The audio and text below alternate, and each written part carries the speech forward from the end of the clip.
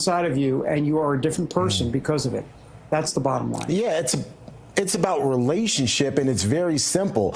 Do you profess that Jesus is your Lord and Savior and that he died on the cross for your sins to absolve you of your sins? It's generally that simple. And then you continue to build a relationship with Jesus, but that profession is where it all starts, David. And again, I'm nobody's pastor. I'm not trying to get out here preaching, but that's it. Go ahead, David. I'm sorry. Yeah, I was going to say it's simple. It must be heartfelt, and only God knows that for sure.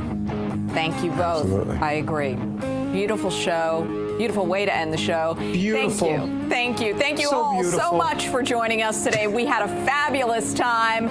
Remember, War Room is up next. Go boldly now. I'm going to salute. I don't know who I'm saluting.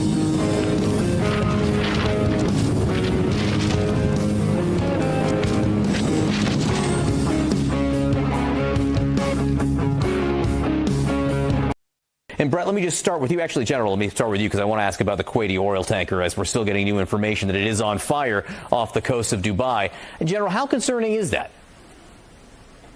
Well, it's very concerning. It indicates that the air defense systems that we have in the region aren't covering some of the most critical assets we have.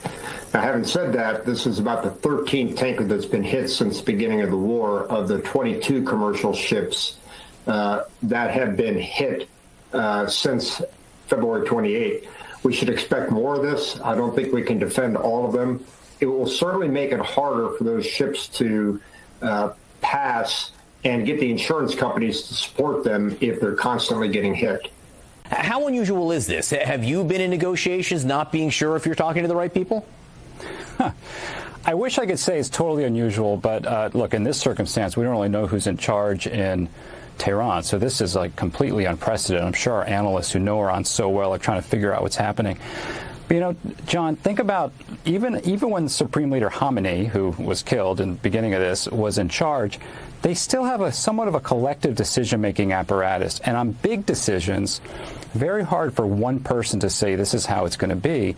And I suspect in Tehran right now, you know, these messages going back and forth have caused a debate. There's probably fractures. And what the Trump administration is asking Iran to do, and they have a set of reasonable asks, particularly on the nuclear program, give up your enrichment program, which has been in demand for some time. Iran has never agreed to do that. So if they were, John, to come in with a new position and say, actually, we're going to accept what the Americans are asking for, we want to have a ceasefire, sanctions relief, that's going to be a huge decision in their system. And I don't think anyone right now in Tehran is powerful enough to really make that decision fast. I say one more thing, negotiating with the Iranians, nothing is ever fast. It takes time. They deliberate. You know, they have this process they go through. They always demand one change or another. And that's when they had a system that you could somewhat predict.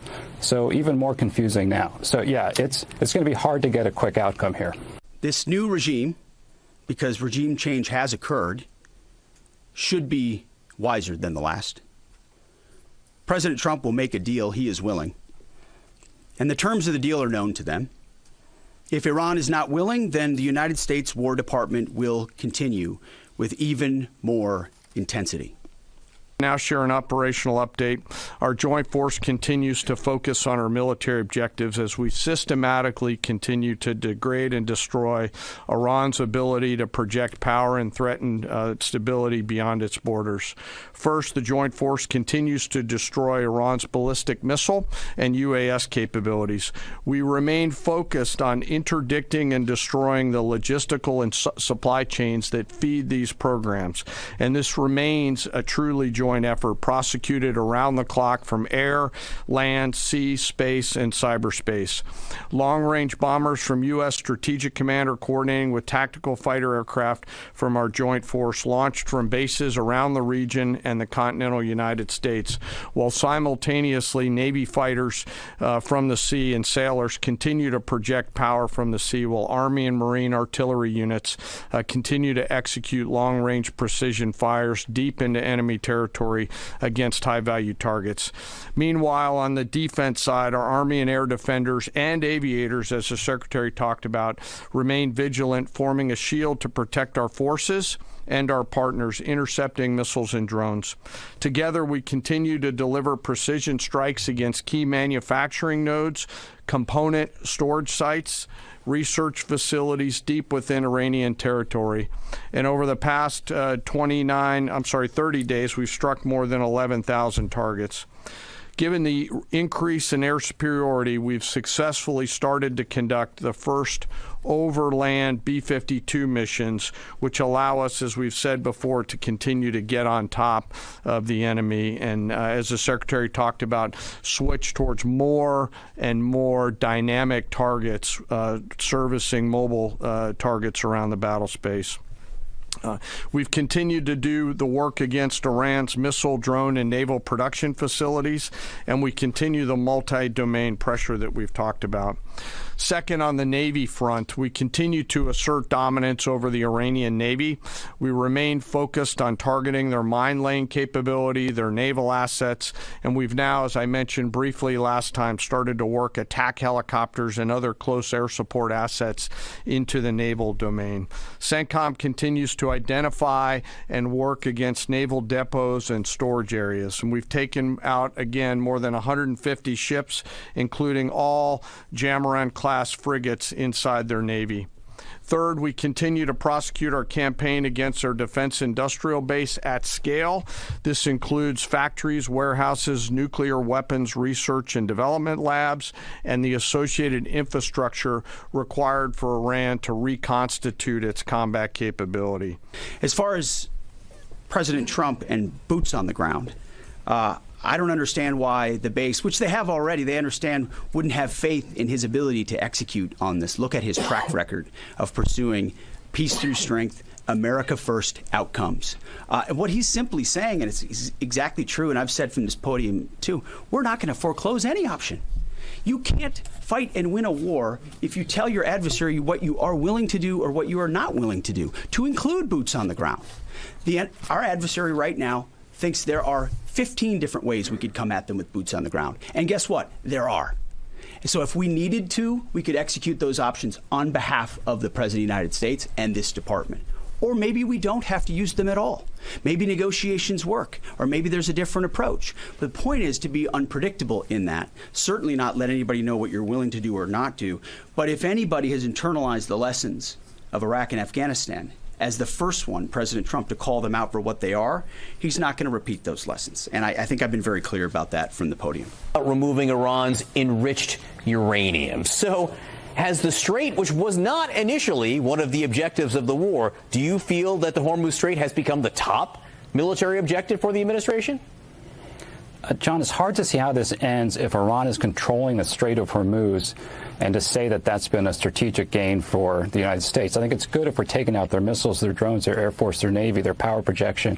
But the Strait of Hormuz is the artery of the global economy, and here Iran is demonstrating that it can basically control it. And if you step back even further, John, and connect this to Russia and Ukraine, and these Shahid drones, which we dealt with against our forces for years, they can travel about 1,000. Some of them can travel longer than 1,000 miles. They're very hard to find. Iran has proliferated the technology to Russia. That's how Russia is sustaining its war in Ukraine. The Houthis in Yemen shot these things at tankers back in 2023, 2024, shut down the Red Sea. This is like a hybrid warfare terrorism, and it is the future, and it's upon us.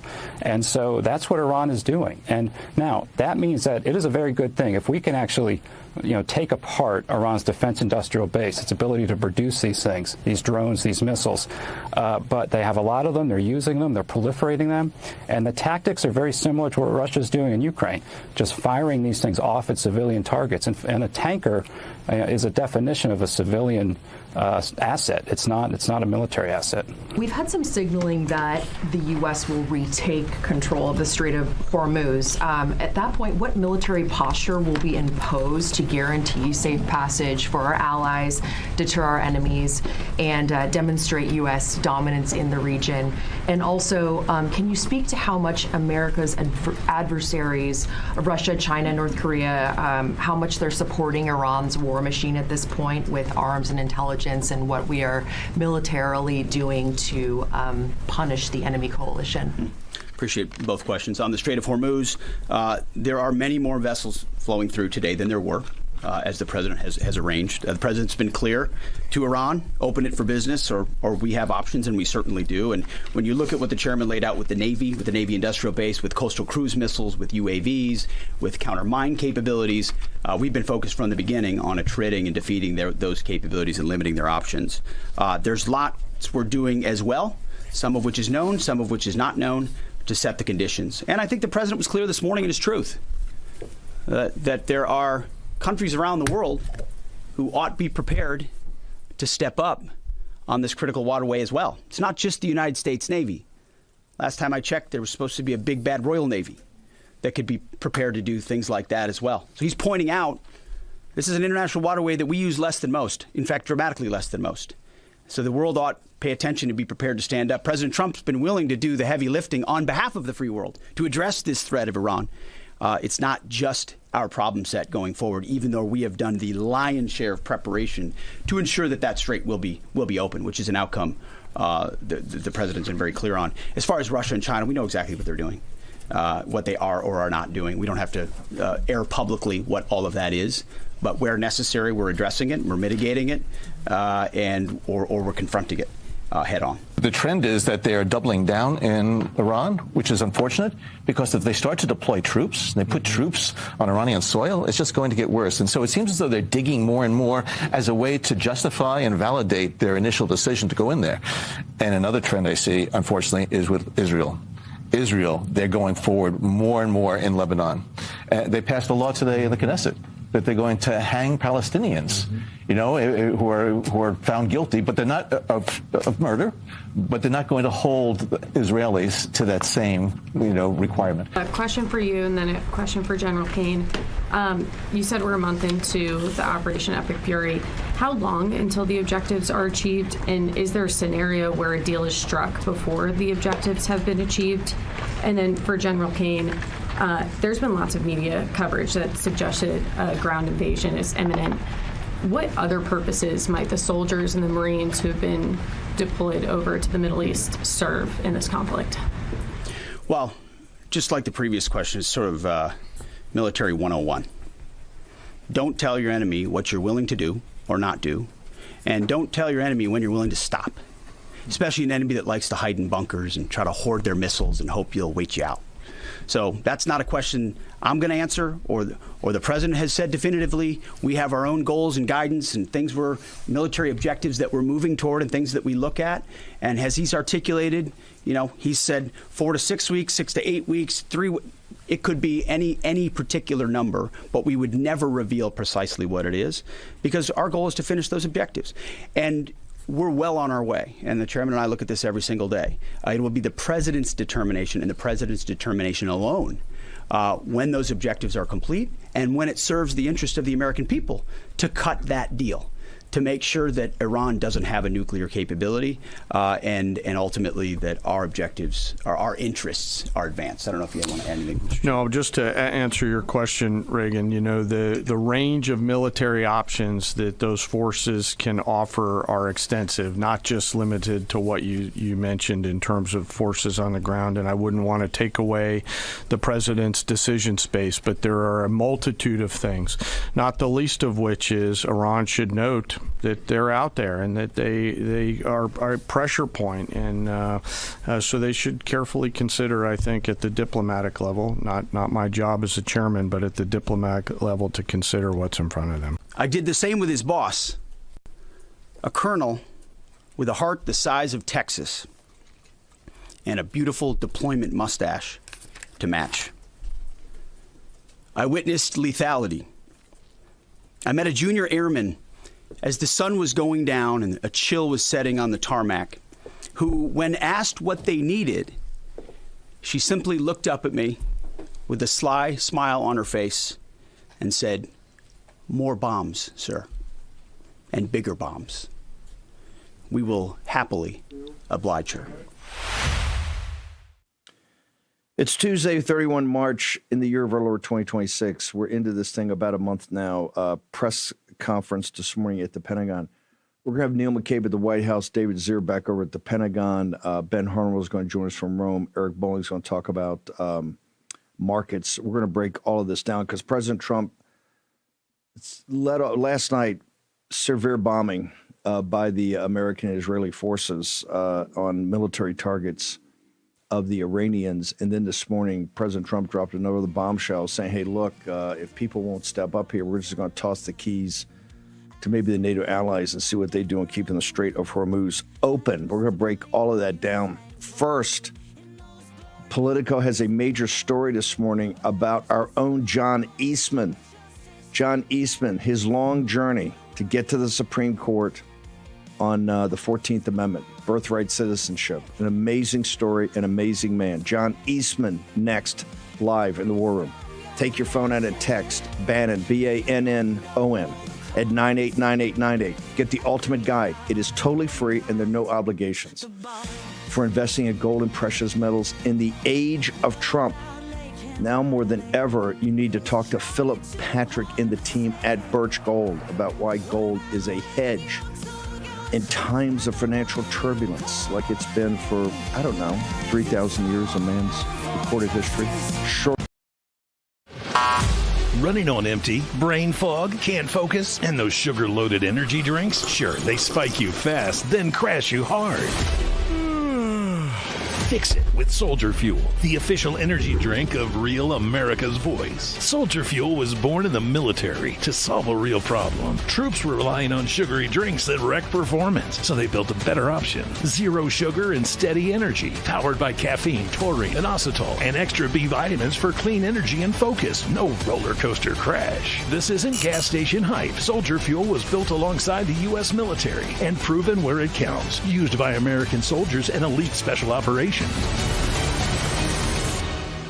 This is really good. And when you fuel up, you give back. 15% of profits go to pro-military charities. Scan the QR code, search for Soldier Fuel on Amazon, or go to buysoldierfuel.com and get an automatic 15% off your entire order.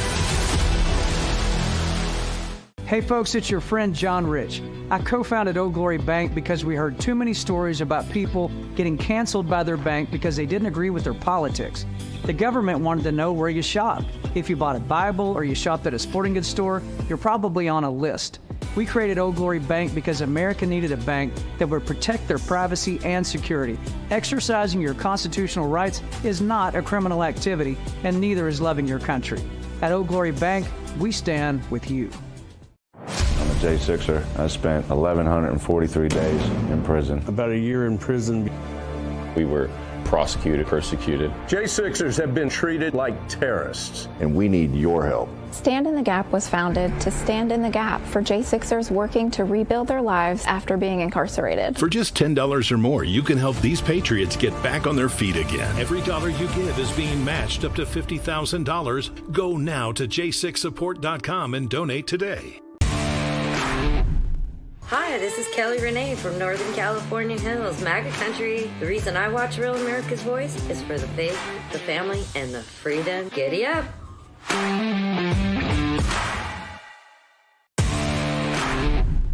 Hey, this is SEAL Team from Missouri. I like Real America's Voice because it's real news for real people, and it's real good.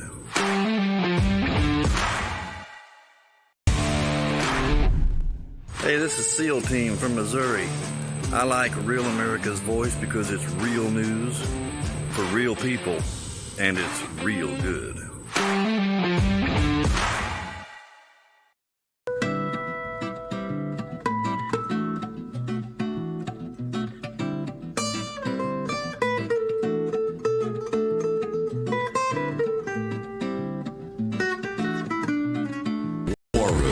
Here's your host, Stephen K. Bannon.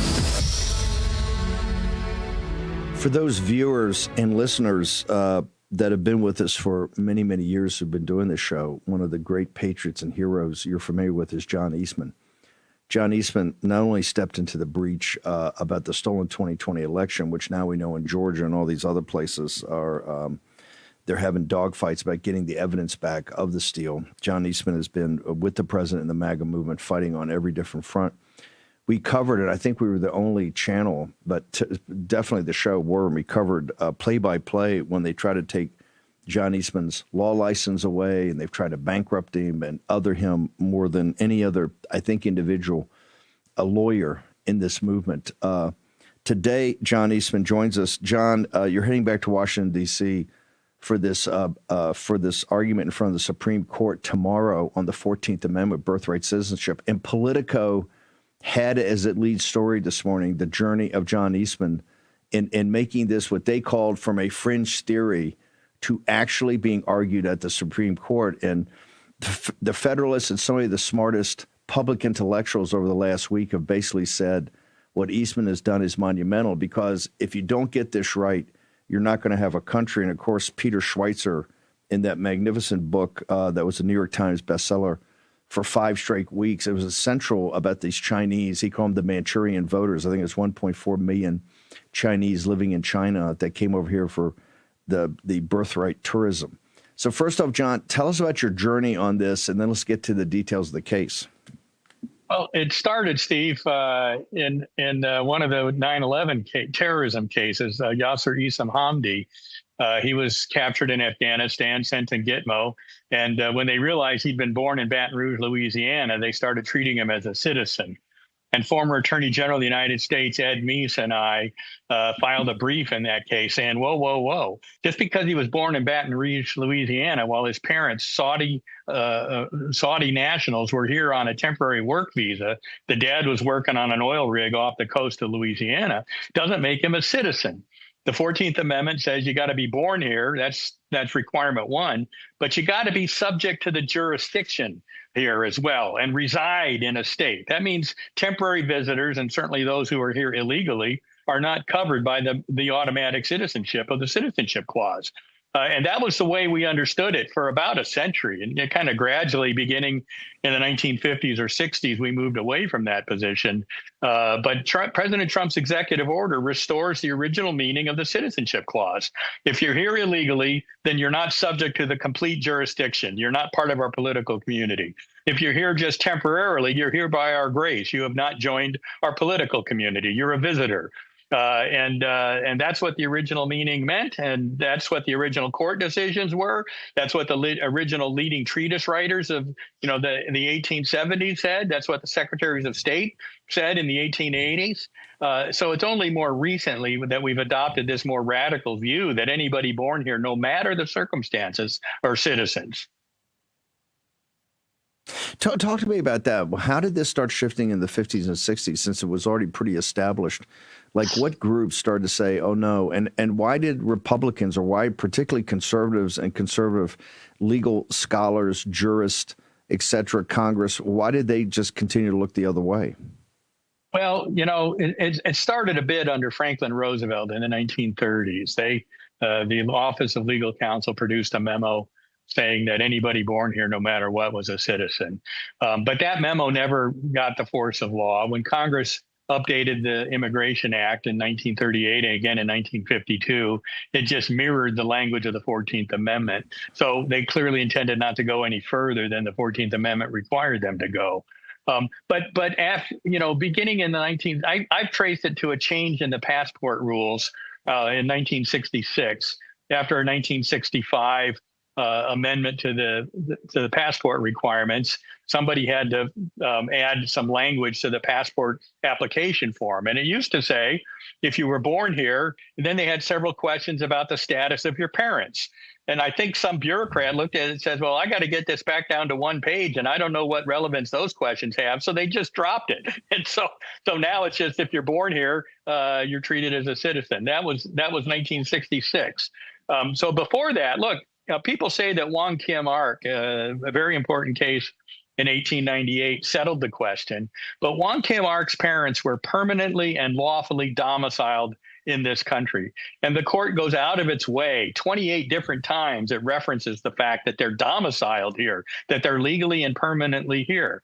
But there's broader language in it. Most scholars, until Trump came on the scene pressing this issue in 2015, most scholars had agreed that the Wong Kim Ark decision didn't settle the question or even address the question of the children of illegal immigrants.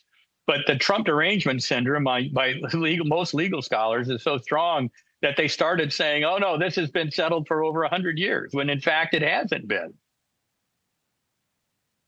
No, MSNBC and CNN every night, and you can tell they're quite worried about this. From the time you and Ed Meese filed that, walk me through what's happened, because even in the Political article, they said this is another, Eastman was a fringe, he was a main guy on this, on the big steal, but he always comes up with these fringe theories, and this is Eastman at his best on some fringe theory. What have you had to go through from the time of Ed Meese until it's argued tomorrow morning at the Supreme Court?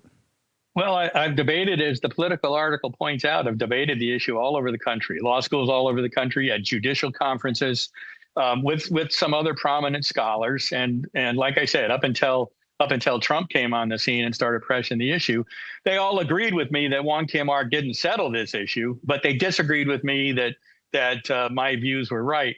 Although I'm not the only scholar, or even the first scholar that started looking at this. A very important book by Yale professors Roger Smith and Peter Schuck in the late 1980s did a thorough assessment of the original debates and came to the same conclusion that I did. My colleagues at the Claremont Institute, Ed Erler and Tom West, very prominent 14th Amendment scholars, have come to the same conclusion. University of Texas law professor Lino Graglia, the late Lino Graglia, independently came to the same conclusion. And more recently, as Trump's executive order has forced the issue to the front of academic discussion, very prominent scholars like Richard Epstein at University of Chicago and New York University have come to the same conclusion. In fact, in my view, anybody that takes seriously the original arguments that were had over the development of the 14th Amendment in 1868 will come to the same conclusion that the Supreme Court did when it first confronted the issue, that leading scholars of that day came to, that the Secretary of State came to. Look, in the 1880s, there were a couple of kids born to German parents or Scottish parents visiting here, just to take this notion that this is somehow a racist position off the table. And the Secretary of State said, no, the parents were just temporarily here. Their kids were not subject to the complete jurisdiction that is required by the 14th Amendment, because they continue to owe their allegiance to the foreign power, their parents' nationality. And that was the right answer. And so all Trump's executive order does is bring us back to the original understanding of the 14th Amendment. People say, well, most scholars disagree with Eastman. Well, that's true. Most scholars disagreed with me on the view that the power over interstate commerce did not extend to let the federal government regulate the entire economy. And yet we won that issue in 1995. Or that the First Amendment doesn't prohibit states from giving school vouchers to religious schools. Most scholars said that's silly, it's a violation of the Constitution, and we won that argument as well. And right now I've got teed up an issue about whether the spending clause lets Congress spend on whatever it wants, or whether it's limited to the common defense and the general welfare as the Constitution requires. Most scholars disagree with me on that as well, but most of them aren't originalists, and they don't take seriously what the Constitution originally meant, as I do. And we tend to win on these things when we present the originalist arguments to a court that understands that the original understanding of the Constitution is actually, it's not a guidance, it's not a suggestion, it's actually mandatory on us. Is it just serendipity that Peter Schweitzer's book, one of the central parts of it, are talking about how immigration has been used as a weapon against the United States? One of the most explosive things was this over 1 million Chinese that have been born here for this birth tourism that actually live in China today and potentially could vote. Also, these great journals like The Federalist coming out and saying, if you don't have, talking about your argument and making the case at the Supreme Court tomorrow, if you don't sort this out and you don't get this right on the 14th Amendment, you're not going to have a country. Is that help make this such a big deal tomorrow at the Supreme Court? I think it does, although it's not argued in that way by either my brief or the Solicitor General's brief, which, by the way, Solicitor General John Sauer and his team have done a fabulous job making the originalist case here. But even beyond what Peter Schweitzer has published, and I think it's very opportune that it's coming out, is I saw a report last week that of those 1 point some million Chinese nationals that were born here and are treated as citizens, 200,000 of them of military age young men are back here in this country asserting their citizenship. That's an army. That, you know, our major enemy on the world stage has an army of young military age men here claiming they're citizens because of this ridiculous notion that we back into of birthright citizenship. John, do we have it for a few minutes? I want to hold you through the break, or do you have to jump on the plane right now? Do we have it for a few more minutes? They're starting to board, I'm afraid. I got to run. Okay, go ahead. Just give us your. We'll try to grab you tonight or tomorrow. Just give us your coordinates. Where do people follow you on social media? So Dr. John Eastman on Twitter is the best place. They can also go to my Legal Defense Fund site, givesendgo.com/Eastman, and I'll try and do some updates there as well. Perfect. We'll get you back on. John, you're a patriot and a hero. I don't think anybody, maybe Rudy and Mike Lindell, but no one's. They've tried to destroy so many people, but they really focused on you. And one of the reasons, they knew the kind of intellectual firepower you bring on these topics. Tomorrow at the Supreme Court, the long journey of John Eastman. Brother, love you. Thanks, we'll Steve. talk to you later. Thank you, sir. All right, These are the heroes that step into the breach, like the folks down in Georgia. Eastman is a hero. Intellectual powerhouse and a hero, and that's why they've tried to destroy him. Short break. White House in Rome next.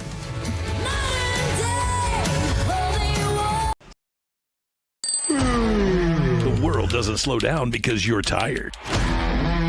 And weakness gets exposed. That's why the best take Go Pills. Born for military performance, built for high-pressure days when your brain has to move faster than the chaos. This is neurotransmitter support, helping your mind fire clean signals so you can process data fast, decide fast, and stay locked in when it matters. Packed with clinically supported ingredients designed to boost cognitive performance so you stay sharp under pressure. The most badass military in the world uses this kind of energy every day. Now you can too. From training to eliminate America's enemies to smoke-checking terrorists, Go Pills keep the mission fueled.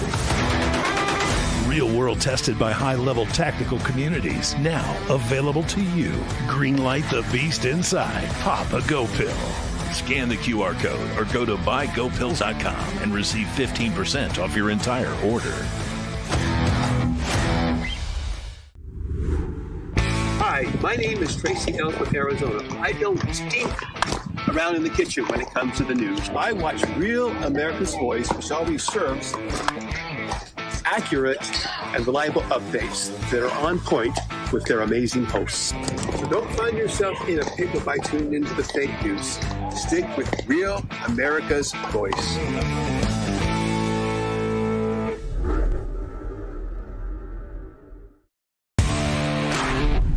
This is Diane from Rhode Island. Why do I love Real America's Voice? Because they deliver us facts from hosts who love America and love God. What's not to like?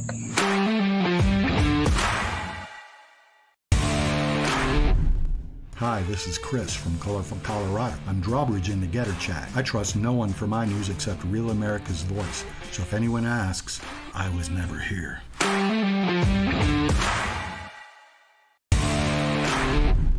My name is Phoebe, and I live in Florida. I love Real America's Voice. They truly speak for the people, and that's what real patriotism is all about.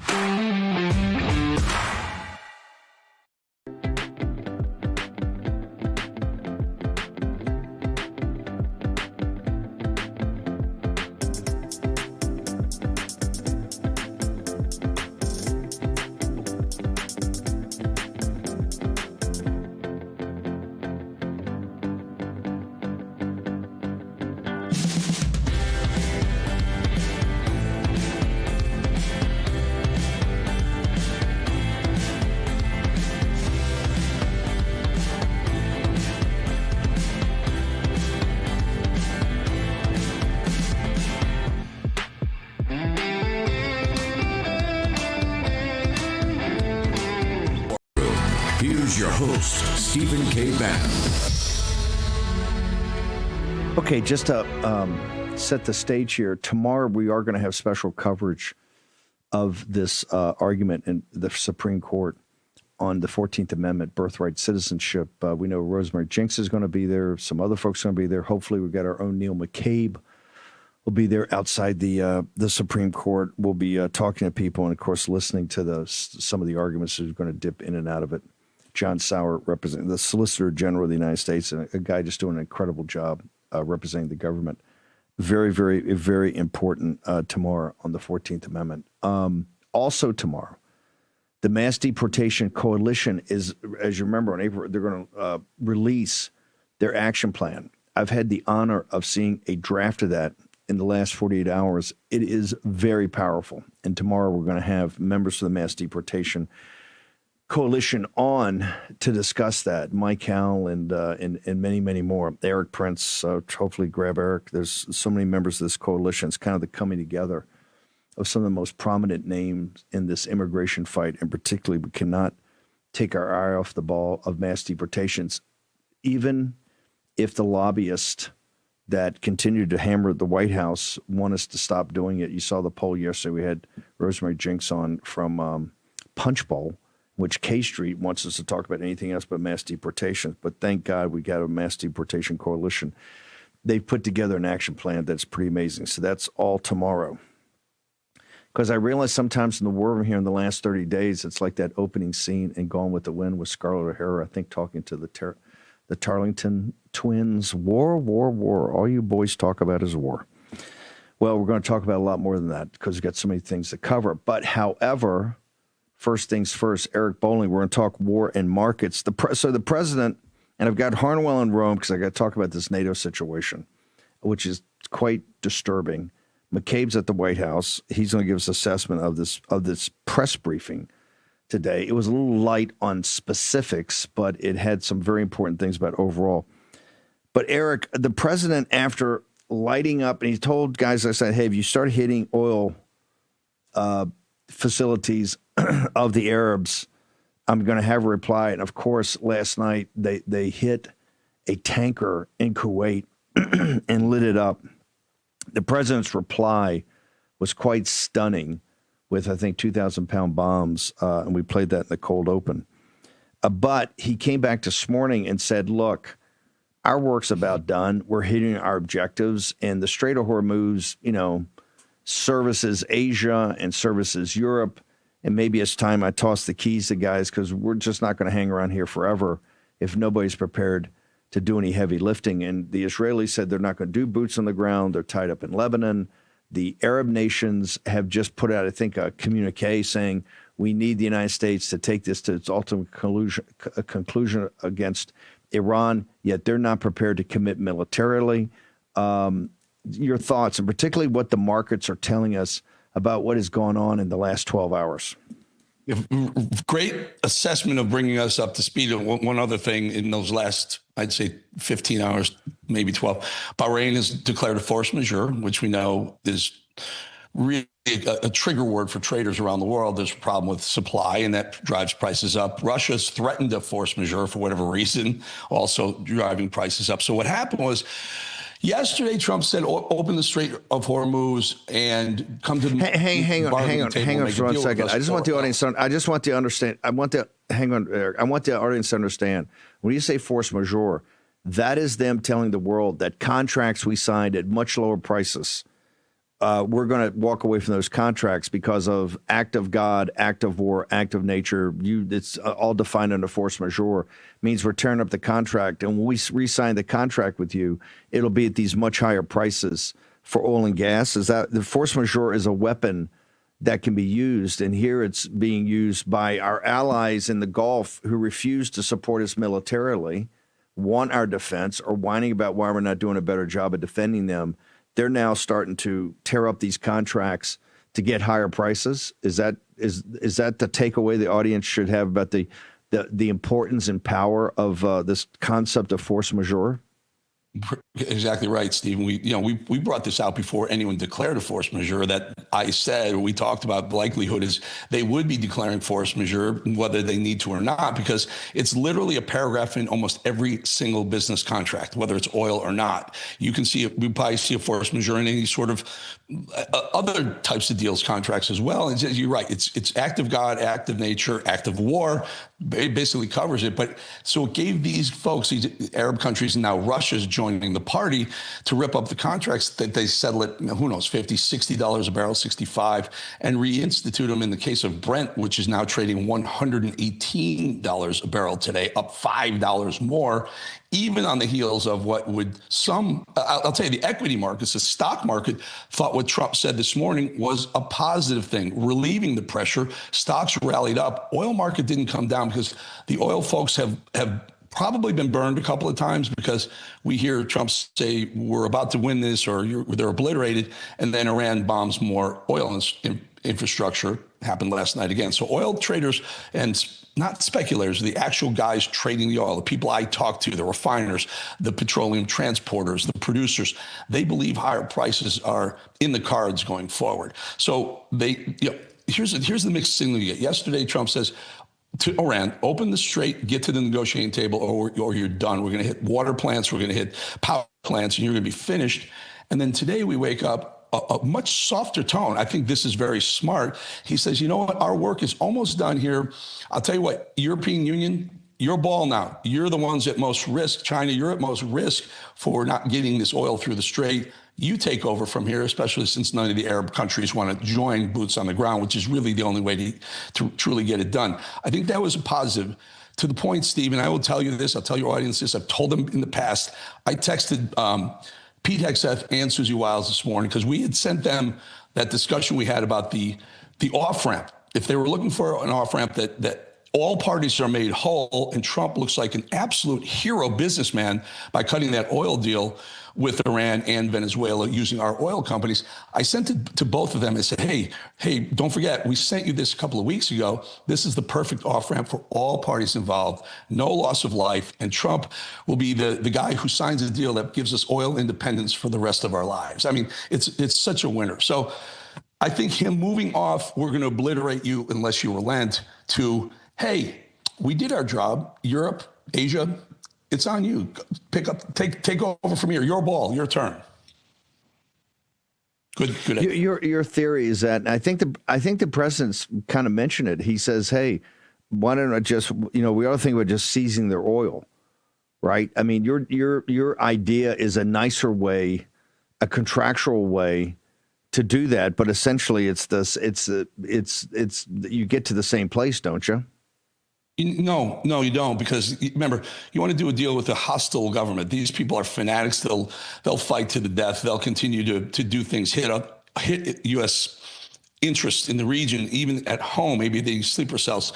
What you do is you cut the deal with our oil companies. The U.S. oil companies go in, negotiate a deal that they produce the extra barrels. We get the barrels at fair market price, and they continue to live their religious fanatical lives. And we just step away and go, we got a great deal. We got a wonderful deal for our economy for the rest of, certainly tied to oil for the rest of our lifetimes. And Iran can say, we fought off the big American beast, and they cut a deal with us. So that's the best negotiation. Steve, you know this. The best negotiation anywhere is when both sides feel like they didn't get everything they want, but they walk away with a lot of what they wanted. And this is the off-ramp for it. Hopefully it gets to that point. And again, our oil companies have to be at the center of that so that we ensure the fact that we're getting that oil first. We want it, great. If we don't want it, throw it on the international market. Is any of this practical? Because one of the, let's just say, inconsistencies is that we're saying that we're degrading these. One of the objectives is to degrade them so there's no force projection or power projection against Israel, against the Gulf Emirates, what they call regionally. And that hasn't been 100% done yet, but they're deflagging and declawing.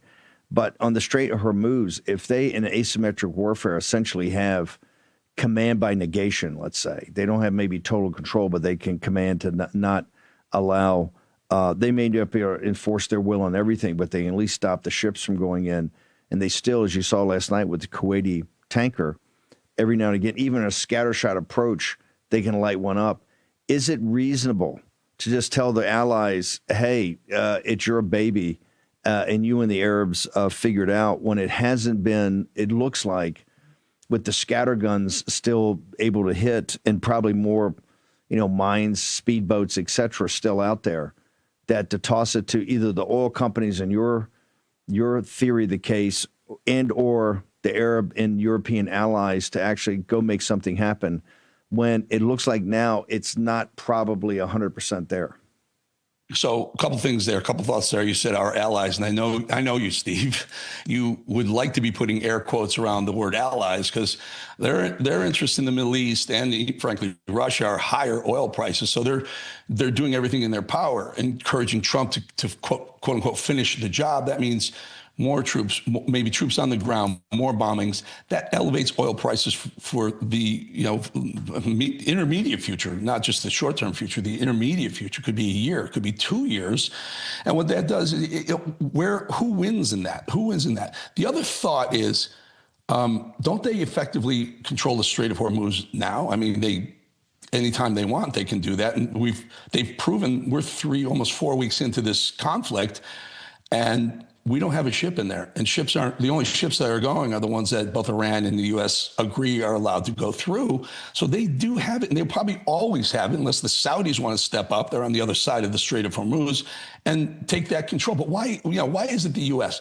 The reality is, Steve, we use West Texas Intermediate. We produce most of the oil we need right here.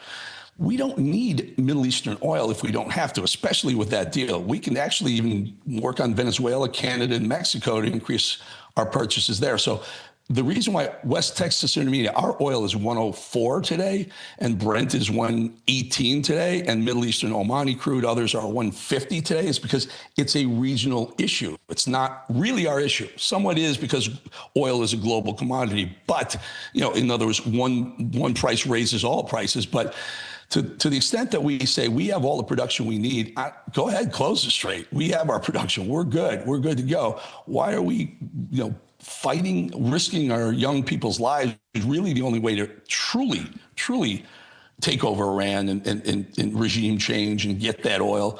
Why would we risk that? It seems like our outcome. You were the first one to observe. You were the first one to observe yesterday, where yesterday morning, where President Trump normally said something accommodating that the oil would drop. Yesterday was the first time it did. In fact, it went up and then surged at the end of the day. What has happened with his comments about having the allies take over the Strait of Hormuz and the Persian Gulf? What has oil done today? Up. Crude West Texas Intermediate is basically flat, trading $103, $104 a barrel, which where it was not at the close yesterday. It was 101 at the close yesterday. It ran up after the close because of Russia saying they may force majeure oil. So it was at 104 after, like in the European trading or Asian trading. This morning, it opened up about the same price, but Brent jumped up $5 a barrel. The Brent that a lot of the Middle Eastern crudes are tied to price-wise. So that jumped up. So no one in the oil trading community is ready to say all clear yet. The equity market has a different thought. They love to hear what they heard, and equities are up today substantially, 400-500 points in the Dow, but the oil guys are not buying it. Eric, you've got to do the show. We'll see you in the afternoon. Hopefully do a turnover. Yes, sir. We'll have more to report. Eric Bolling, great job. Brent oil, $118 a barrel. Short break. The world doesn't slow down because you're tired. And weakness gets exposed. That's why the best take Go Pills. Born for military performance, built for high-pressure days when your brain has to move faster than the chaos. This is neurotransmitter support, helping your mind fire clean signals so you can process data fast, decide fast, and stay locked in when it matters. Packed with clinically supported ingredients designed to boost cognitive performance so you stay sharp under pressure. The most badass military in the world uses this kind of energy every day. Now you can too. From training to eliminate America's enemies to smoke-checking terrorists, Go Pills keep the mission fueled. real-world tested by high-level tactical communities. Now available to you. Greenlight the beast inside. Pop a Go Pill. Scan the QR code or go to buygopills.com and receive 15% off your entire order. Hi, my name is Tracy L. from Arizona. I don't stink around in the kitchen when it comes to the news. I watch Real America's Voice, which always serves accurate and reliable updates that are on point with their amazing hosts. So don't find yourself in a pickle by tuning into the fake news.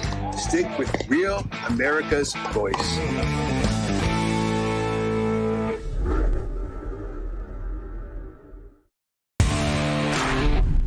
This is Diane from Rhode Island. Why do I love Real America's Voice? Because they deliver us facts from hosts who love America and love God. What's not to like?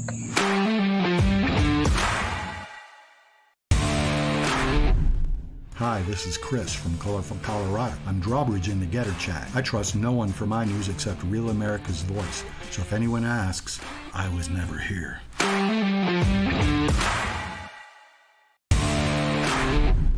My name is Phoebe, and I live in Florida. I love Real America's Voice. They truly speak for the people, and that's what real patriotism is all about.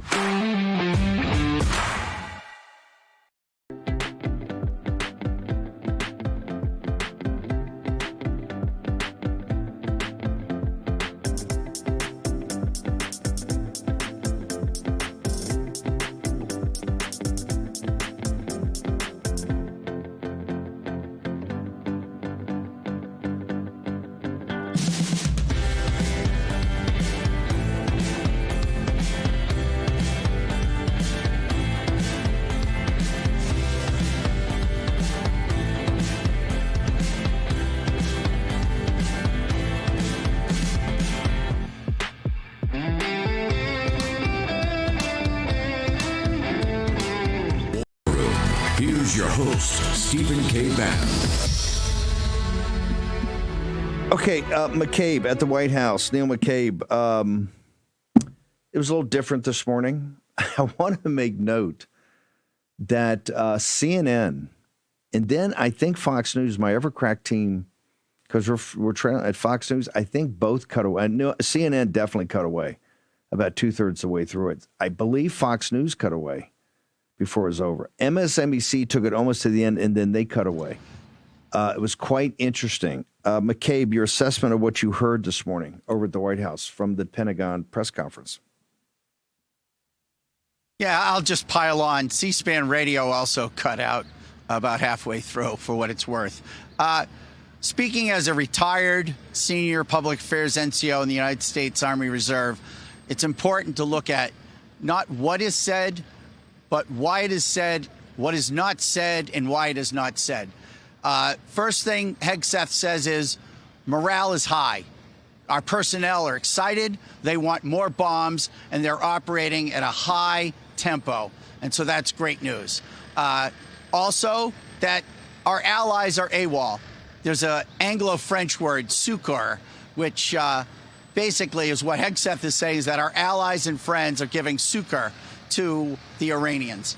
Kane, interestingly, name-checked defense contractors and the civilians working on sort of that industrial complex, producing that equipment and munitions and war materiel. I thought that was interesting that he would make that effort to reach out to them. And also, what is not said, USS Boxer was steaming with two other ships. It was a 3-ship task force steaming for Epic Fury. It just pulled into Florida, excuse me, not Florida, Hawaii, for a port call. And so that tells me that maybe they're off-ramping some of those Marines, and maybe that plays into why they're throwing away the keys, Steve. No, it's very, the Boxer, the Boxer you would think would be all engines ahead flying to get to across the Western Pacific through the Straits of Malacca and then into the Indian Ocean, North Arabian Sea. Clearly, there is either some issue they want to take care of in port, but they pulled into Pearl Harbor. I want you to go back to a buried lead you just talked about. The tempo of this fight, ladies and gentlemen, is pretty impressive. I mean, every night they're at these guys are at battle stations, general quarters. They're doing flight ops 24 hours a day. That means the destroyers are out there as pickets. These two carrier strike groups, or at least one carrier strike group, because one's in port up in the Eastern Med. It's pretty impressive. The morale's high, as reported by the Secretary of Defense, and everything we can see. And they're doing this in a really up-tempo environment, sir. I'll say this, that the overall message from this presser was that we are winning tactically and operationally, and the Iranians are deserting, the morale is broken, and so from our perspective here at the Pentagon, everything is going great, and it's up to the geopolitical guys to figure out how to exploit our success. It's also, though, one of the implications, and I think this is one of the difficulties the administration's had. You've shattered their command and control, and not just the electronics and all that, but you've also gone down almost, I think, to the brigade level, they tell me, for the Revolutionary Guard. It makes it even harder to find somebody to even take the call to negotiate, but more importantly, somebody can actually make a deal stick, that if you're negotiating with them, it's just not on a piece of paper, but they actually have influence. Because you can tell from this brief and other things that we're hearing, they have shattered. Now, they dispersed, and they're going to fight, and this is why some of them could fight on forever. But any kind of centrality that you would need to try to make some deal is hard, for the simple reason you've dropped the hammer blow on them. And, folks, I just don't know if everybody realizes every night they're having another hammer blow, as only the United States military can deliver, Neil. Yeah, well, they're looking for, where is Marshal Tito, right? Where's that rogue guy who declares himself a warlord, and he just says, okay, these 6 provinces are mine, and I'm cutting a deal. So far, ideologically, it's holding, but there has to be a Tito to emerge. Neil, what's the feeling over at the White House? I know people are hunkered down. I think they've canceled tours. It's very, it's kind of general quarters over there, 24 hours a day. I realize that gets, people's nerves get frayed. What's your sense of the White House? How are things hanging together over there? There's like two realities. About a half an hour ago, J.D. Vance's motorcade rolled in. He walked into the West Wing. The president right now is in what they call executive time, so he's in meetings. All that's closed to the press. And then tonight, the president and Melania are going to go to the Trump Kennedy Center for the opening night of Chicago. And so there's 2 different realities going on. There's the war track, and then everything is fine track, Steve. Yeah, business as usual. Neil, where do people get you reporting 24/7? Tomorrow, I'll talk to you after the show. Want to deploy you, if the war can spare you, deploy you over to the Supreme Court for this historic argument of the U.S. government about getting rid of the birthright citizenship. Where do people get you, sir?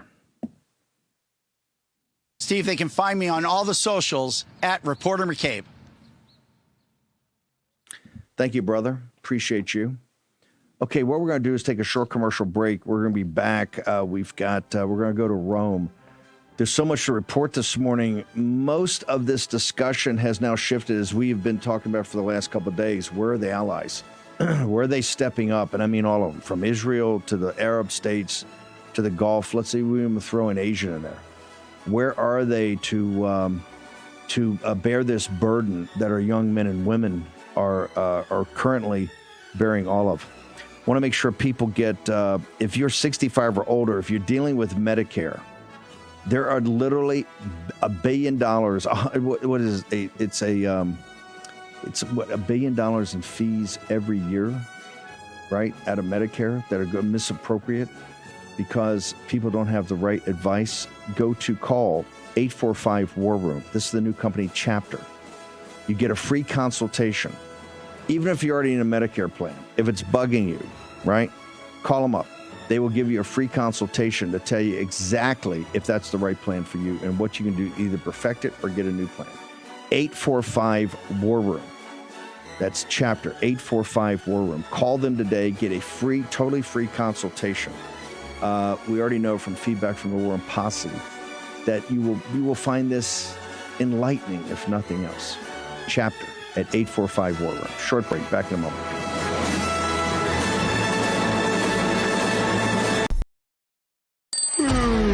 The world doesn't slow down because you're tired.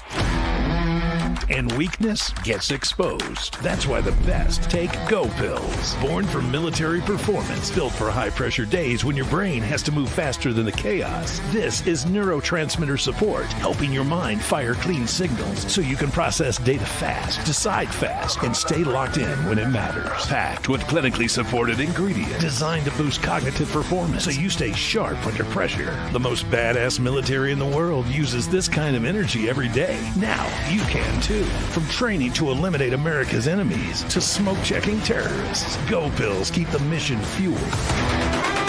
Real world tested by high-level tactical communities. Now available to you. Greenlight the beast inside. Pop a Go Pill. Scan the QR code or go to buygopills.com and receive 15% off your entire order. Hi, my name is Tracy L. from Arizona. I don't stink around in the kitchen when it comes to the news. I watch Real America's Voice, which always serves accurate and reliable updates that are on point with their amazing hosts. So don't find yourself in a pickle by tuning into the fake news. Stick with Real America's Voice.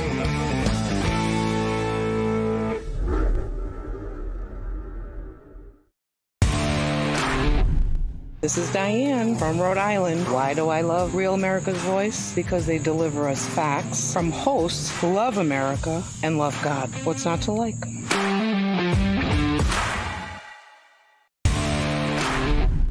Hi, this is Chris from Colorado. I'm drawbridge in the Getter Chat. I trust no one for my news except Real America's Voice. So if anyone asks, I was never here.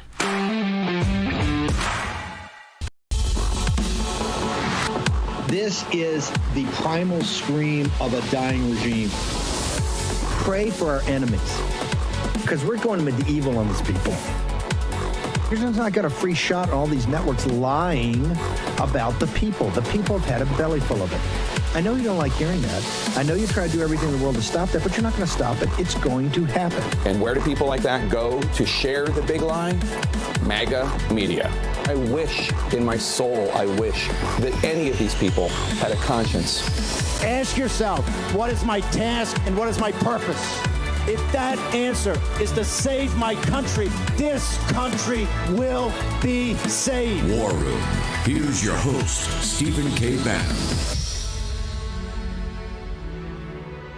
Okay, well, Tuesday, 31 March, year of our Lord, 2026. We're through the first quarter of 2026. Wow. And we're in the middle of a war. Maybe not in the middle of it, maybe towards the end of it. President Trump is working towards that. We got a lot more. We're going to get back to birthright citizenship. Tomorrow, the mass deportation coalition. Also going to have, the airports are now, people are flowing through. Shocking when you pay people and they show up. And of course, the ICE agents deployed have been spectacular. We're going to talk about that. Todd Blanche from the stage at CPAC the other day, saying that he 100% agrees with the War Room that we can and will send ICE agents to the polls in the fall. All of that we're going to get to. I want to get back to. So Ben Harmwell joins me from Rome. Ben, let me do the level set here, and then I need you to jump in.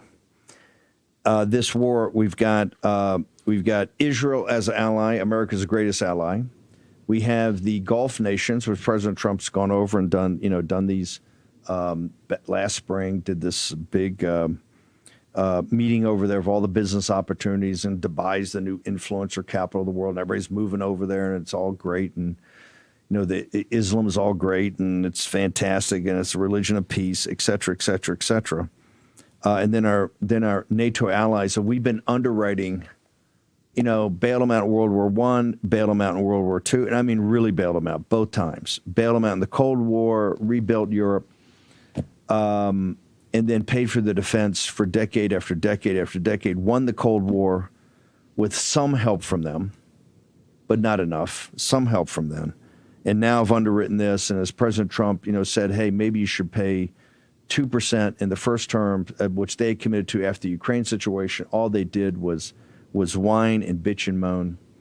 And so now we're in a situation where there's a shooting war, and we have 50,000 young American men and women in harm's way. And we've put forward to the Congress a $200 billion butcher's bill for this to be paid for, I guess, by Congress. And we've argued from the beginning, hey, just like in the Gulf War in the early 90s, the Arab nations and maybe Israel, pass the hat. We don't care who puts the most in, but we want, if the number's $200 billion, we want the hat to add up to $200 billion. And by the way, we want to see where your armies are. If we're going to take Karg Island, we want the UAE guys, those special forces, because they've got a really good small army, but if punches way above their weight, we want to see them on the first wave. We want to see the IDF in there. We want to see the Saudi infantry in there. And it looks like we're getting the exact opposite. I think the Gulf nations put out a proclamation overnight saying they wanted the United States to continue and to finish the job here, but no commitment of their military. President Trump did say, hey, I think we got to look to you guys to pay for this. Israel came back yesterday, and at least it was I think the independent channel was at 12, which is normally pretty accurate. Came back and said, officials said, we got our hands full in this ground war in Lebanon. We're not going to be of any help, but thanks for asking, but no troops, no combat troops, no boots on the ground. And that's bad enough because that's the region that we're in there. Remember, the number 3 purpose of this military operation is to make sure that the Iranians can't project power regionally, and that would be against Israel and, of course, against our great Arab allies. But the one I think sticks in the craw the most, and looks like it's sticking in the craw of the president the most, is the Europeans, because the Strait of Hormuz is either going to Asia or it's going to Europe, and the Red Sea down with the Houthis is all Suez Canal is all going up to Europe. And I think we have the British are in the mumble tank, nothing happening there. France, nothing happening there. The Italians, the Spanish are going out of their way to kind of hurt us. Not even saying they're not going to cooperate. You can't use Spanish airspace. The Italians, Giorgia Meloni, the bridge between President Trump and Europe, has said we're not going to do it. And I think even Poland said, hey, look, when you talk about our patriots or dads or whatever, we're worried about the Russians. We love you guys, but we don't know if we're going to be able to do it. Give me assessment, and let's start in Europe. And you just sent me a story just as you're about to come on about, it looks like some of our great allies over there are dumping U.S. treasuries, which we warned the audience that was going to happen. And that's why maybe more than ever you got to get the end of the dollar empire, because for as much as and this is what for Europe, starting 100 years ago, to bail the aristocracy out, to bail these feckless nations out in World War II, to fight the Cold War, to do it all, and now to be this whole thing with Russia and the Ukraine situation, and by the way, if we give a security guarantee and do anything to help these people in Ukraine, people ought to have their heads examined, because I warned you and I told you on the show, and Ben Harnwell told you, this is who they are, and they're showing you who they are, and they want an American security guarantee. They want us up at the line of contact Ukraine. Hey, put it where the sun don't shine. Ben Harnwell, the floor is yours, sir. Well, Steve, that's such a magisterial synthesis. I've basically flagged up 4 or 5 different articles I was going to bounce off progressively. Let's start off with, that's basically the situation. President Trump has sent out invitations to his best mates asking for RSVPs, and the responses are coming in saying, thanks, love to, but prior engagement, so sorry. It's been tragic to watch, even from my glittering, beady, cynical eyes. Let's start off with the FT article, because I think that really is quite substantial, because this shows you what your friends and allies who will never say no to schlepping over to the White House for the photo op are actually doing behind the scenes. So since February the 25th, don't forget the takeout of the Ayatollah was on the 28th. So this is according to the Fed's own data, Steve. Since February the 25th, nations have sold $82 billion worth of treasuries. Now, it's difficult to pinpoint who exactly has been doing this. So the FT suggests it's Turkey and India. Turkey has sold $22 billion worth of treasuries, but not necessarily exclusively US treasuries, just $22 billion worth of bonds, of central bank holdings. So those are the two figures, and I flag up India and Turkey specifically. Turkey, Prime Minister Modi always very happy to go over to the White House for the photo op, but here protecting his own nation's interest. Erdogan, NATO ally, idem. Let's look at the Spanish and Italian developments, because these are interesting, different in their responses, but just the no is just as firm and just as unyielding. So Spain, the socialist Prime Minister Pedro Sanchez a month or so ago said, no, you can't land and fly into the Middle East. You cannot use the two military bases, Rota and Moron. It's actually called Moron. You can't use either. And these are joint Spanish and American bases. And then yesterday, out comes the escalation from that no. If an escalation were indeed possible, Spain has closed its airspace to US military flights heading to the Middle East. Italy's development, our old dear friend Giorgia Phony Maloney, is as you would expect, slightly more well placed. But hang on. Whoa, hang on, slow down. It's one thing to say I'm not, even with the British, was it Fairmont, for the British to say, hey, we need 6 hours because we have 51 Muslim members of Commons, and we're basically controlled by the Muslims now, and so we need 6 hours of optics before we can let you fly. Or it's one thing, you're going to get into Maloney and others, but to close the airspace, and particularly Rota, Spain, is a major naval facility, to actually close the airspace adds a massive logistics issue to the United States. I mean, that puts people in harm's way. We had this problem, and I think it was with France when they closed their airspace during the attack on Gaddafi back in those days, and we had a couple of B-111 bombers that are fighter bombers that actually, I think, went into the drink because they ran out of fuel back in, I think, 84, 85. But this is a big deal for a government that's supposed to be allied with us, that a government that we have supposedly working relations to close the airspace in the middle of a shooting war that is telling you we're not your ally. And, we got a problem with what you're doing, and we got a problem with how you're doing it. So tell me about Spain for a second, because I think we've understood that it's probably the most socialist, and you've got a bunch of people you see all the time, these Marxists up there, that get up there and say, yeah, we believe in the replacement theory. We want to take as many migrants from North Africa as possible and replace the population, particularly if you're right wing. I mean, they're up in your grill saying, if you're a right winger, we would rather have a Muslim, a fighting age male migrant with all the danger that brings from North Africa than have you that are part of Vox or part of some of these other parties, maybe even farther right than Vox. But for the Spanish government to say, and this is, folks, it's the great demasking, the unmasking. I mean, how can Spain sit there and say, we're not going to allow you to use our airspace when, we've got a working agreement with them, sir? Well, Steve, you have put your finger on it. Closing your airspace to another country is what you do in military conflict, and you close your airspace to those countries either that you're fighting against directly, or in the second order sense, to those countries that are allied to the people that you're fighting. So it's one of those two categories that you block airspace to. You don't block airspace to your own allies. So that's absolutely right, and that point needs to be made. The Spanish question is rather, I find it difficult to I mean, I get where they're coming from, being Spain, but their argument is basically this is illegal to use these bases because this isn't a NATO war. There's no Article 5 here. The problem is, it's the two bases here, they aren't NATO bases. They are Spanish-American-operated bases.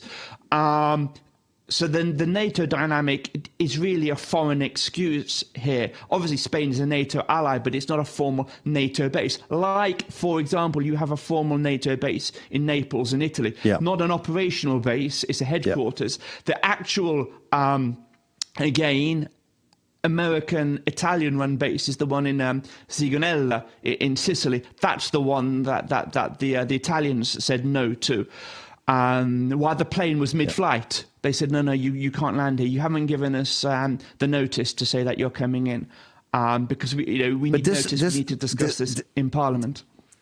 This gets back to a debate that a lot of people didn't focus on years ago in saying that, because Rota, Spain, these were our bases. And with, I guess, long-term leases. And then we got into the situation, we made them joint bases, had some agreement with the Spanish government. And now in a shooting war, where the United States has young men and women in harm's way, and we have the nation's prestige on the line, we're trying to accomplish things, they just sit there and shut it down. I mean, this is a problem, a big problem. I don't know why we're not going back to Spain and say, hey, look, thanks for the memories, but actually they're our bases, and we're going to do what we want to do. I mean, this is outrageous, and particularly you have such a radical government. I mean, they're up in your face all the time about the harder elements of that government. About replacement theory. And Ben, hang on for 1 second. We're going to stick here because President Trump is put people on notice that, hey, look, I don't know how long we're going to be here. We got a punch list of our objectives, and once they're done, we're probably moving on. And to stop and make sure that we don't have world economic turmoil, somebody's going to have to step up here, and we don't actually have a lot of people that are saying, oh yeah, I can do that. In fact, they're saying the exact opposite. Birch Gold, there are decades in which nothing happens and weeks in which decades happen. I think this Holy Week is one of those weeks. Make sure you check out Birch Gold and Philip Patrick and the team. More of that when we return. The world doesn't slow down because you're tired. And weakness gets exposed. That's why the best take Go Pills. Born for military performance, built for high-pressure days when your brain has to move faster than the chaos. This is neurotransmitter support, helping your mind fire clean signals so you can process data fast, decide fast, and stay locked in when it matters. Packed with clinically supported ingredients designed to boost cognitive performance so you stay sharp under pressure. The most badass military in the world uses this kind of energy every day. Now you can too. From training to eliminate America's enemies to smoke-checking terrorists, Go Pills keep the mission fueled. Real world tested by high-level tactical communities. Now available to you. Greenlight the beast inside. Pop a Go Pill. Scan the QR code or go to buygopills.com and receive 15% off your entire order. Hi, my name is Tracy L. from Arizona. I don't stink around in the kitchen when it comes to the news. I watch Real America's Voice, which always serves accurate and reliable updates that are on point with their amazing hosts. So don't find yourself in a pickle by tuning into the fake news. Stick with Real America's Voice.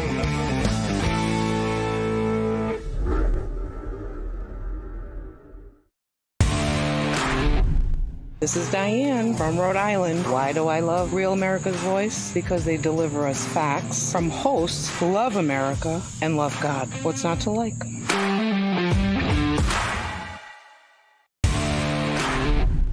Hi, this is Chris from Colorful Colorado. I'm drawbridge in the Getter Chat. I trust no one for my news except Real America's Voice. So if anyone asks, I was never here.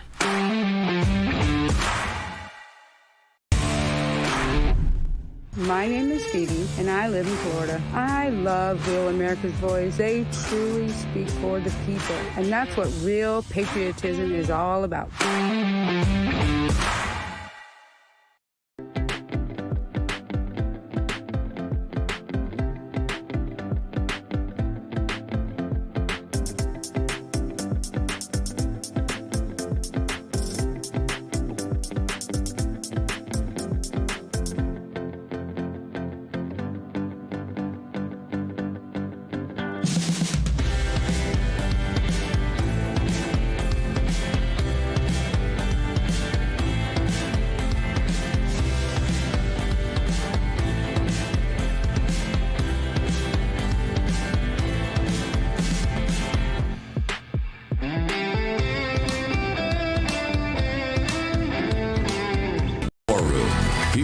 host, Stephen K. Bannon. War and the rumor of wars. Remember what they say that, I think it's Mike Tyson's quote, everybody's got a strategy in either boxing or in war until you make the first contact with the enemy. In fact, he says until you get punched in the face the first time, then it's all, and the same thing with war. First contact with the enemy, everything changes. That's why David Zier is going to join us in a moment. Our Pentagon correspondent is just doing a great job. And that's what takes the professionalism and the planning, but particularly just training all the time. So it becomes second nature. And especially when things go wrong. Remember, these young kids, these are 18, 19-year-old sailors, the Marines, Army, the Airmen. You got these enlisted people that come in. The kids are very, very young. You got non-commissioned officers that are not, as Neil can tell you, not that much older. Then you have an officer corps, and the officers start very young in their early 20s.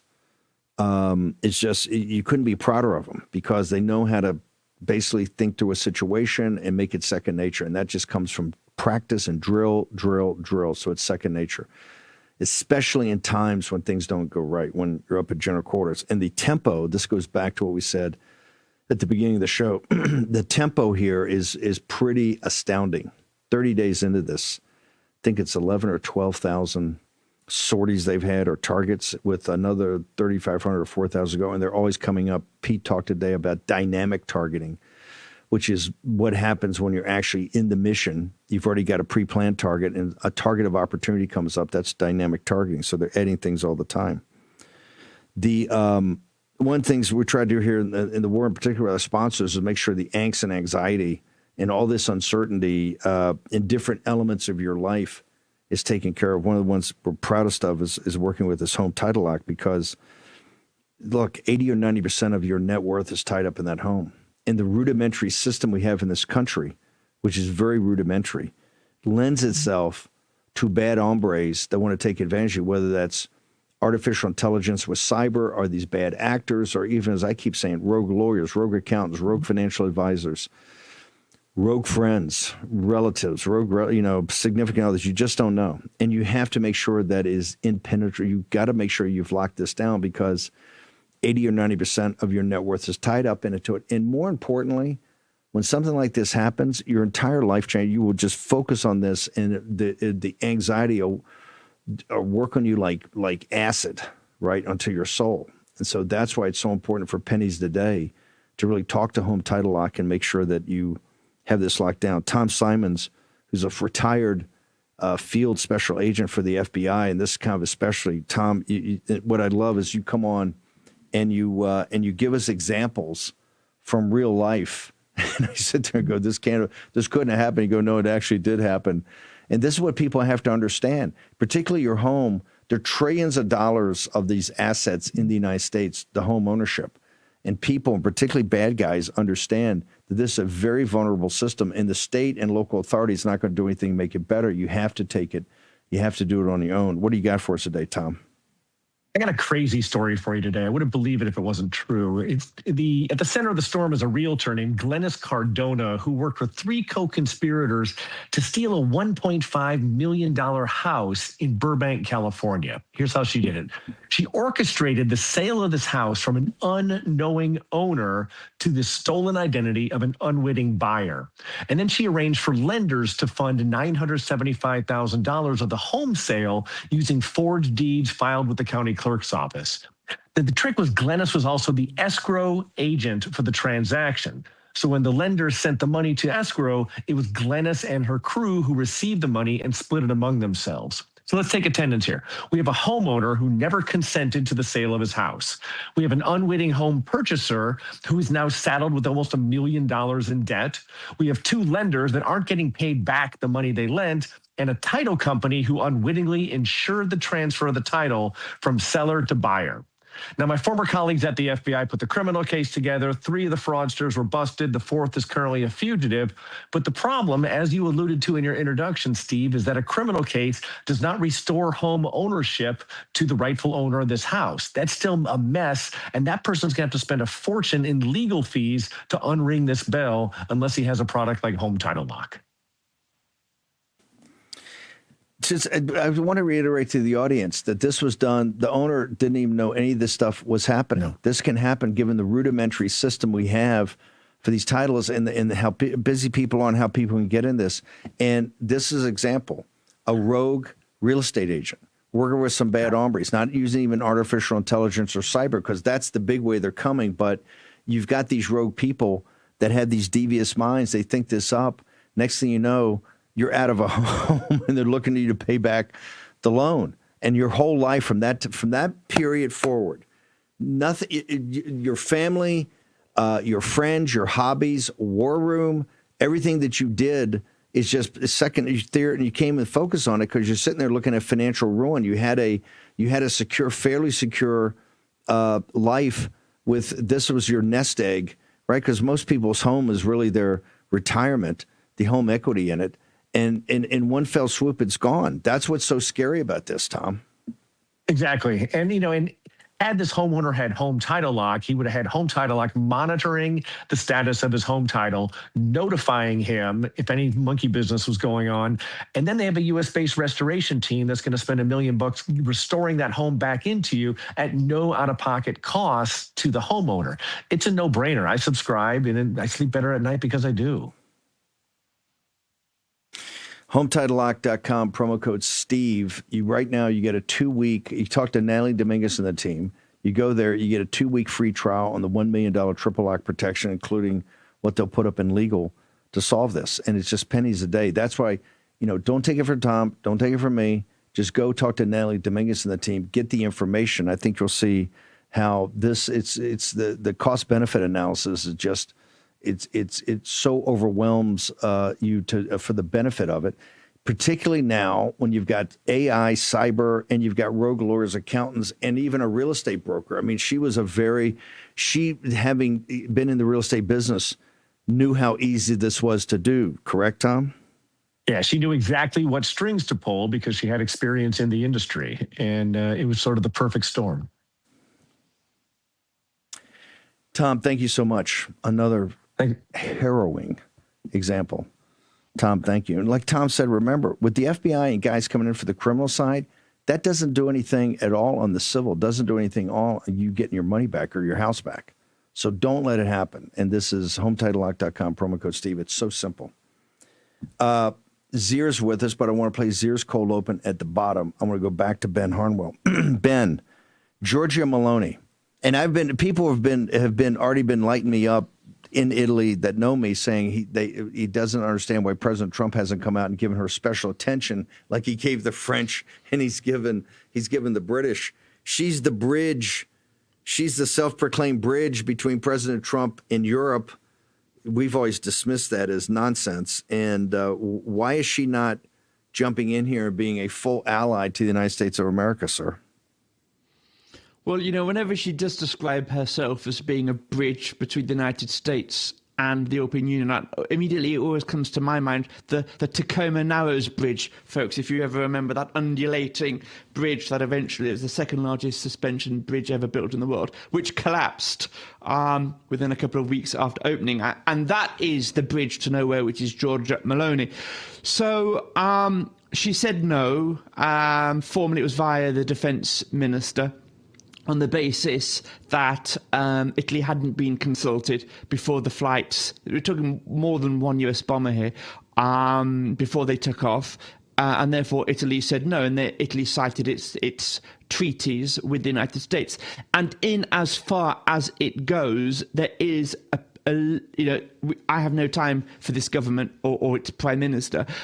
But there is a legitimate question to be asked, as considering the same thing happened with regards to Spain on the same excuses, why the Department for War hadn't put in the phone calls. The US Department for War hadn't put in those necessary phone calls beforehand. That is a legitimate question to ask. But beyond that, because it is simply a procedural excuse on Italy's part, and you can guess that it was simply a procedural excuse, masking a political refusal for the time being by the fact that we know about this, because in the Spanish situation, the government was very gung-ho in telling all and sundry that they'd said no, that they'd blocked the airspace to the United States. This, with regards to the Italian situation, Steve, this actually happened, by all accounts, last week. It's only come out into the press now, and it first came out to the Italian press, to Corriere della Sera, through one of their sources, presumed to be, though it's not said explicitly,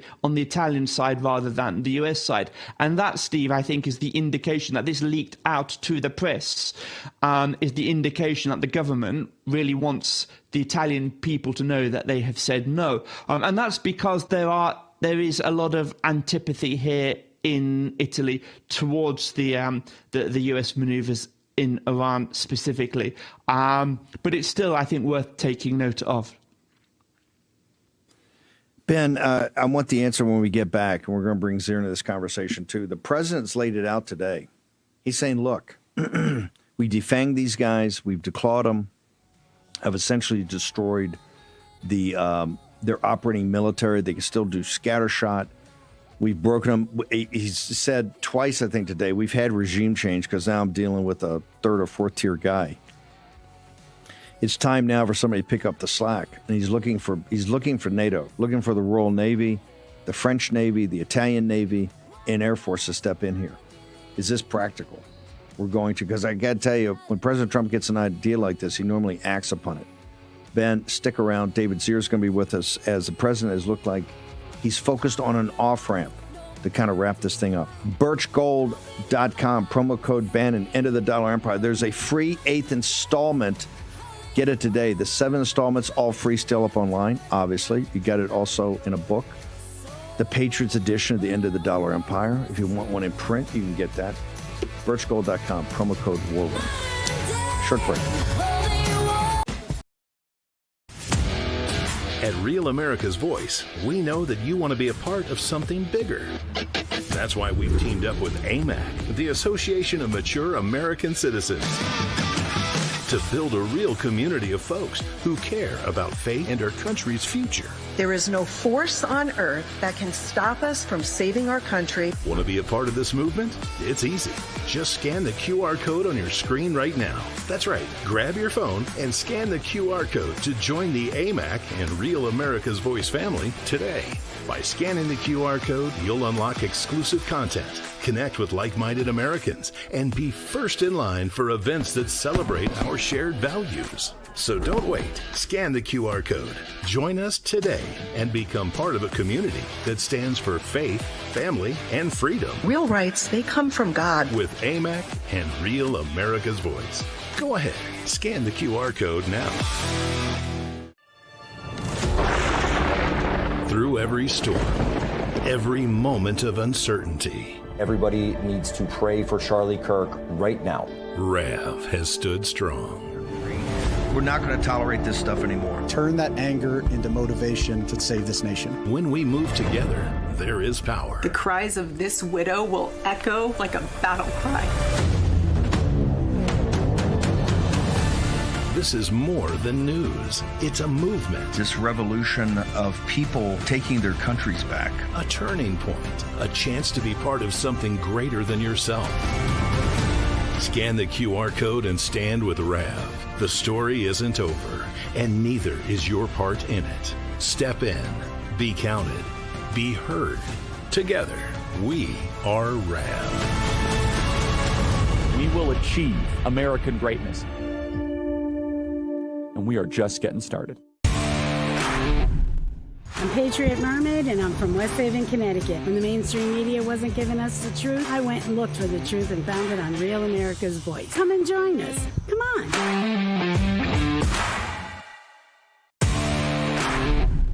It's Stacy from Texas. I watch Real America's Voice because I need to learn, and I know I can get the truth through Rav. God bless everyone, and always love the children. Amen.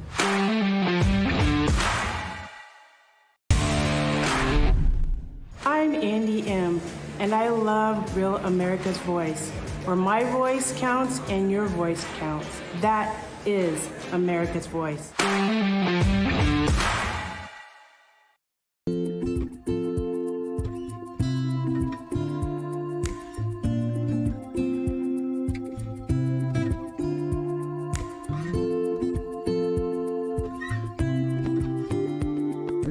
Real America's Voice.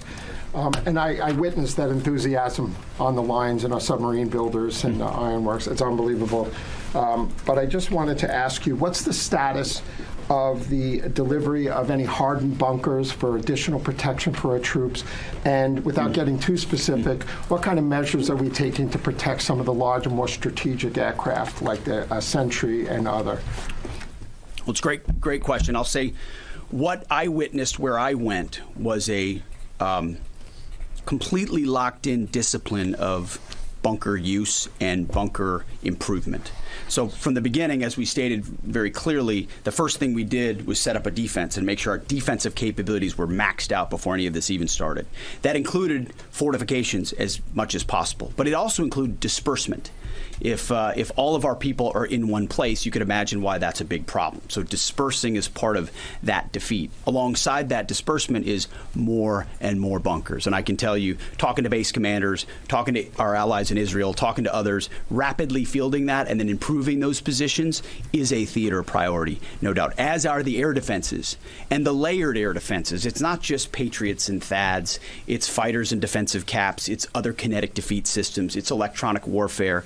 So the defense of our troops and our assets is max. I will say on some of those other assets you talked about, air wings, airframes, there's some things adversaries are doing to provide info and intel that they shouldn't.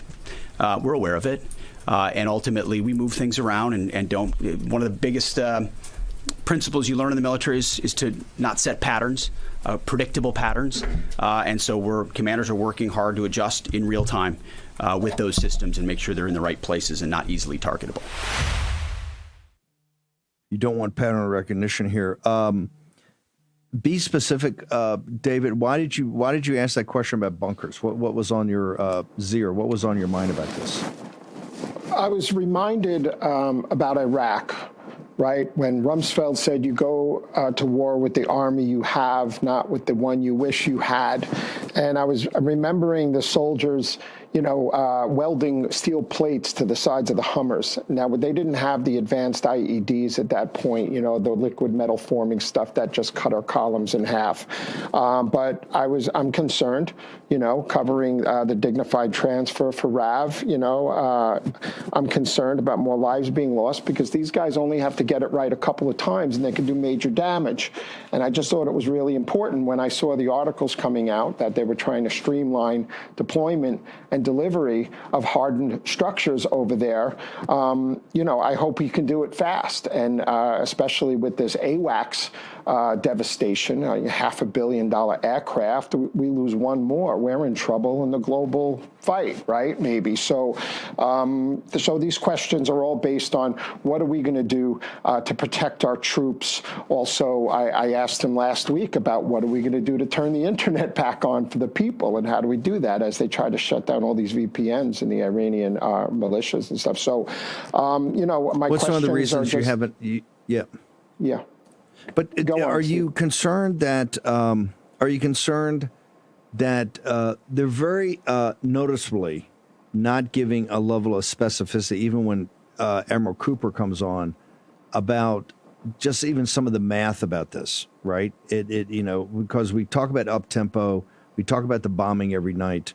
They're asserting this, but so far they've been very remiss to get into details. And I realize you got operational security, you don't want to tell the enemy what you're doing, but a little bit, we're all kind of in the fog of war here, and a little bit of an abyss, because there's still the scatter shot of the Iranians. We understand they've dispersed their command and control. I think there's, as Eric Prince continues to tell us, to like 31 different units. But you get a sense that the Pentagon has a strategy here, kind of a media strategy or a briefing strategy, to make sure the American people are fully apprised so that they can think through and make sure they support or not support President Trump's strategy? I think they've been careful not to discuss policy, right? And they are taking these measures. Hegseth was with the troops in Central Command a few days ago over there, right? So I believe that I believe they're in a spot because, again, how many? It only takes a dozen drones to hit a target ground zero and hurt a lot of people or take out. Listen, in the Red Sea, a missile came within a half a mile of the Harry S. Truman, and if it wasn't for the Sea Whiz, I think, it could have hit it. So, these threats are real and imminent, and no matter how much planning you do, I think they do have a plan. I think they really care. I think Hegseth really cares about the troops. But there's a lot of unpredictables here, and we spoke last summer, Stephen, at the Army 250 celebration, and we talked about, during the June strikes, about a wider war with the Gulf states and the regional, geostrategic elements going on here. So there are unpredictable elements here, as nothing's really fermenting on the ground. The MEK is attacking the Iranian Guard and other things a little bit, but there's nothing gelling with Pahlavi or anything. So, where does it leave the people? Where does it leave our troops for the long term? How many additional casualties will we have? I think it's a legitimate concern. About the Gulf the Arab allies, and as we got Ben up here, the NATO allies, President Trump is clearly, now over the last 24 hours, maybe 30 hours, has been pretty adamant that he needs people stepping up to the plate, that we're going to only bear this burden by ourselves for so long. What's the sense you got from the building? Because these are the direct connect. It's not a diplomatic. A lot of it's military to military. And I know they're very close relationships, particularly with the Gulf armies, specifically UAE, very close relationship with the Pentagon. Do you get any sense that Hegseth and General Kane are making any progress on this, or is this still all at the White House level and diplomatic? Well, I think it is that, and it's also, I think UAE agreed to jump in the fight to protect the ships in the Strait. I think other nations will come on board. I think Saudi Arabia will as well. But, Europe is always there when they need us. So, I think there will be some success for Donald Trump in putting together a coalition to target this. But how many weeks out? Will oil hit $150 plus? There's a lot of questions here. But I don't think they're operating in the dark. I think, I wouldn't underestimate Trump. I do think he's in a little bit of position because, Iran's 4 times the size of Iraq. How do you do that? My grandfather told me 48 years ago, he used to make altimeters for the bombs, and he always told me, hey, you could bomb the snot out of a country, but unless you've got ground forces, you can't change it. Again, what level of success is enough for Trump, and what nations will come on board to help? You have 11 million barrels a day of oil missing from the world's supply right now. All these tanks, all these storage things are at capacity over there in the Gulf states, and there's nowhere to go. I'm not going to throw in the towel, though. I think Hegseth, he's under fire. They're looking to hang him at every turn. I was at the Counter Cartel Conference in Doral with the Southcom a couple of weeks ago, and he signs this historic agreement with 17 defense ministers of the 31 countries under the AOR for Central Command from South America, Caribbean, and Latin America. And they're talking about how he gave a Nazi salute in the Shields of America speech. So anything he does is going to be ripped apart. I think he's very careful on not to commit too much, and doesn't want to get into too granular on stuff at the briefings. They're short. He picks 15 questions or so. Yep. I'm trying to be respectful, yep. But my concern is for the troops. David, where do people go? What's your social media? Keep up with you throughout the day. Sure. I'm at Dave Zier and on X, and David Zier on everything else. Zier, great job. Thank you, sir. Appreciate you over the Pentagon. Thank you so much, Steve. Ben Harnwell. The president's looking to at least get an alternative. Remember, it's optionality with the president, range of alternatives. There's clearly he's thinking through, hey, I've got options of if I got to put combat troops in, if I got to keep bombing these guys, if I need another regime change besides the guys I'm talking to. But one he's clearly looking to do is have the allies step up here and bear some of the burden. From your perch in Rome, David Zierup is pretty optimistic that eventually Europe will do the right thing.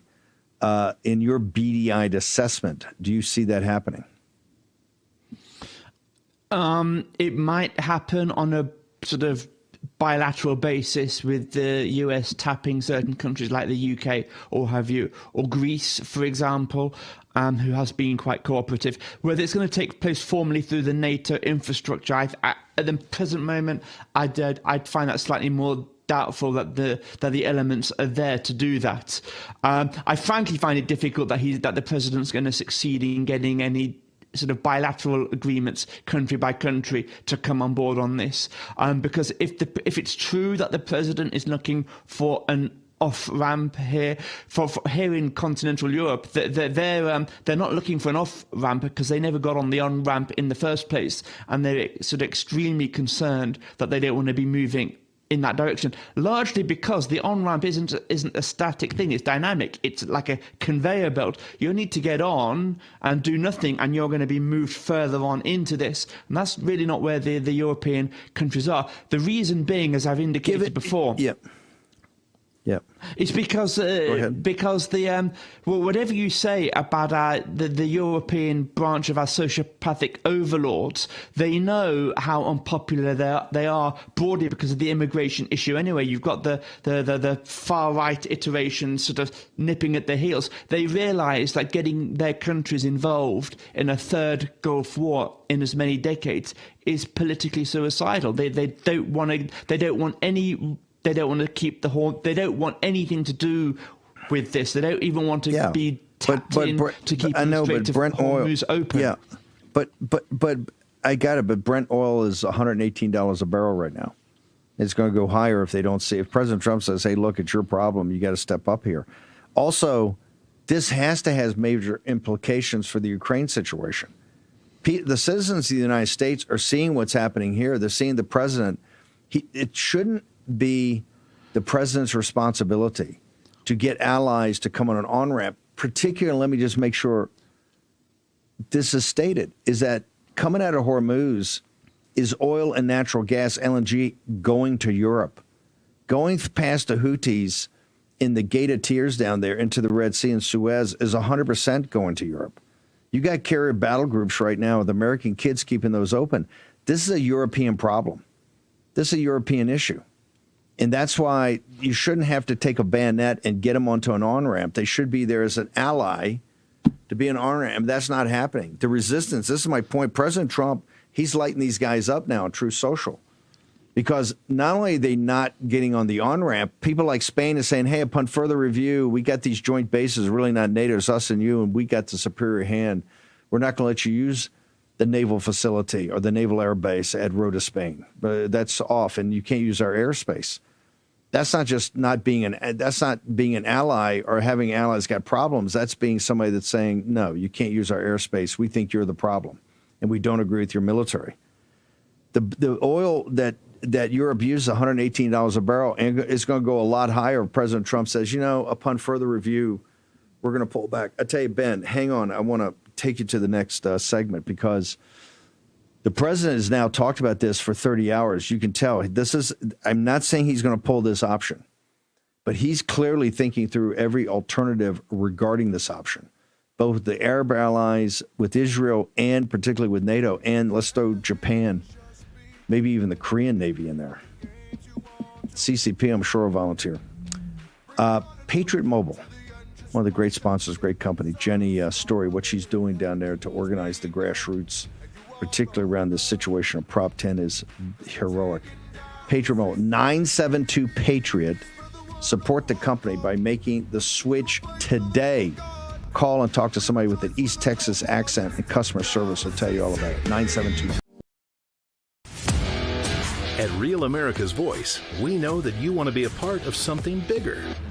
That's why we've teamed up with AMAC, the Association of Mature American Citizens, to build a real community of folks who care about faith and our country's future. There is no force on earth that can stop us from saving our country. Want to be a part of this movement? It's easy. Just scan the QR code on your screen right now. That's right. Grab your phone and scan the QR code to join the AMAC and Real America's Voice family today.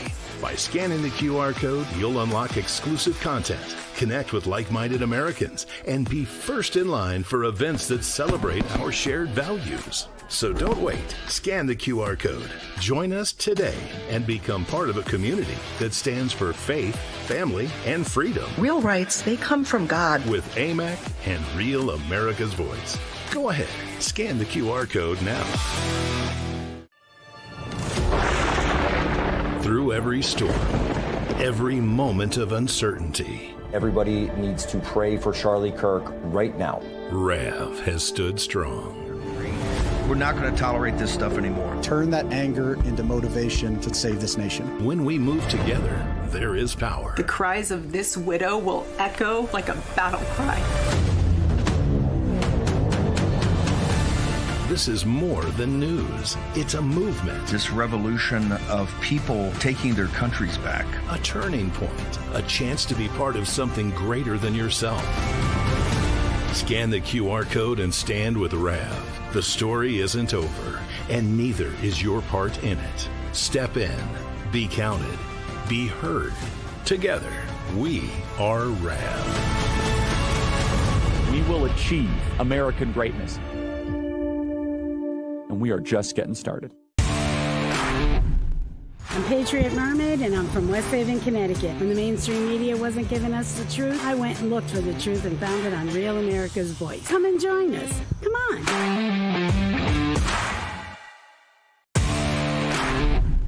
It's Stacy from Texas. I watch Real America's Voice because I need to learn, and I know I can get the truth through Rav. God bless everyone, and always love the children. Amen.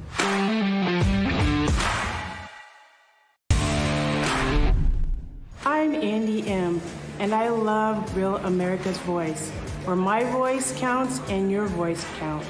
That is America's Voice.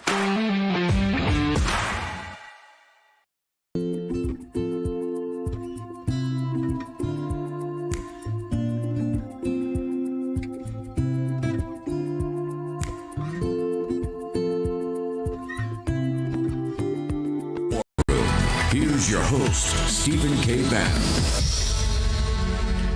Okay, the Kobayashi letter is one of these better newsletters up on, it's on Twitter, but very well known on Wall Street. Breaking, Iran's Revolutionary Guard issues a warning that they will target 18 United States technology companies if the U.S. continues targeted assassinations of Iranians' leaders beginning on April 1st. That would be tomorrow. The companies include NVIDIA, Apple, Microsoft, Google, Tesla, Intel, Oracle, IBM, Meta, Boeing, and others. Clearly, the taking down of the regime leaders is having an impact, so they're issuing a warning right now. Want to make sure, All Family Pharmacy, you get 25% off. This is a company set up to give you medical freedom. You don't have freedom just by fighting Big Pharma. You only have freedom, total medical freedom, when you're able to get the prescriptions that you need through licensed professionals and pharmacists. This is an online pharmacy set up by a great team down there. Allfamilypharmacy.com, Bannon 25. It's only up till tonight, I think it's midnight, that they've got the 25% off. It's a great way to get to know the company, particularly customer service reps are great. They will connect you immediately to a pharmacist or a licensed medical personnel that can actually give you prescriptions for your medicines. So make sure you go check it out today. Look across the board. Go to the website, allfamilypharmacy.com. Promo code Bannon25. Only up to tonight. They're giving this 25% discount only to the War Room Posse. It's another special deal just for you, so take advantage of it. Ben Harnwell. Look, Ben, you're amazingly popular with the War Room. We understand you've had some very tough analysis and assessments over the last couple of weeks, but you're giving it to us straight, and you've had just an amazing track record. You got a couple minutes to sum up here your thoughts, because clearly President Trump, whether he does it or not, whether this is a negotiating tactic, he's going to double down someplace else, or he's going to put combat troops in the Karg Island. He is developing at least this line of optionality, and that is to basically flush out Who's going to step up here and share the burden with the United States? Your thoughts, sir? Well, no one's particularly stepping up at the moment. President Trump is calling a party, saying the party's on, but at the moment, there's no, the music may be playing, but no one wants to go to this party. Apart from, as you mentioned earlier on, your Gulf allies, and this is what I put out on Getter this morning. You do have, and this was what Semaphore carried, that officials from Bahrain, Kuwait, Saudi Arabia, and the UAE have told their US counterparts that they want the conflict to continue until Tehran changes its behavior. But as of yet, have offered no boots on the ground to send in, as you've been highlighting consistently, Steve. Look, I'll quickly close with this point, this observation, because you mentioned it just before the break, and you said it's a very important consideration. How much is this war affecting what's going on in Ukraine? And yes, President Zelensky has been, bless his little cotton socks, has been trying desperately to insert himself into this narrative as well, and largely failing, but he is doing what he can do. But I'd like to reframe your question, Steve, because I don't think it's so much the fact isn't so much how much is this war affecting what's going on in Ukraine. It's how much has what happened in Ukraine over the last 3 or 4 years affecting the operability for the Gulf War. And this brings us to the Patriot battery situation, which Poland has refused to help. And that is nobody. If America asks which country now, which of our allies has Patriot surplus to send to us in Iran, in the Strait of Hormuz or wherever, to help defend Israel, the answer is no one has excess capacity anymore, because it's all been used up in Ukraine, and that I think is a further illustration of the law of unintended consequences, which continue to reach forward to the present day of what happened in February 2022. Ben Harnwell, where do people go to get your beady-eyed analysis, sir?